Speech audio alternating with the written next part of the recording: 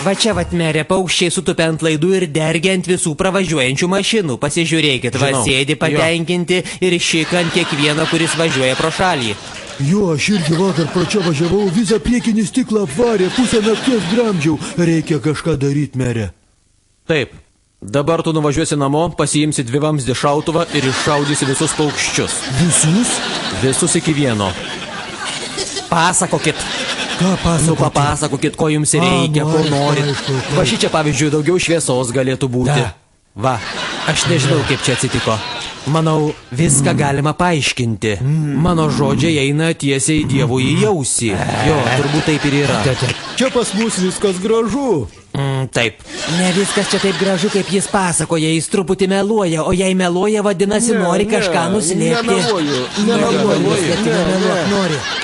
Klausykite, jūs tarpusavyje išsiaiškinkite, o paskui man viską pateikite raštu.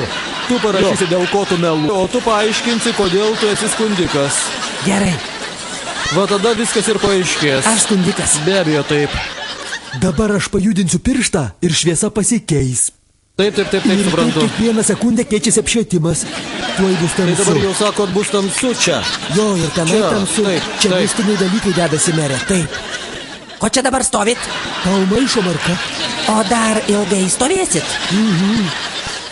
Bet kaip gera stovėti su draugu prie gražių beržų, apie nieką negalvoti, nekalbėti, tai nerealu. Tai niekada nieko nesugalvosi geriau.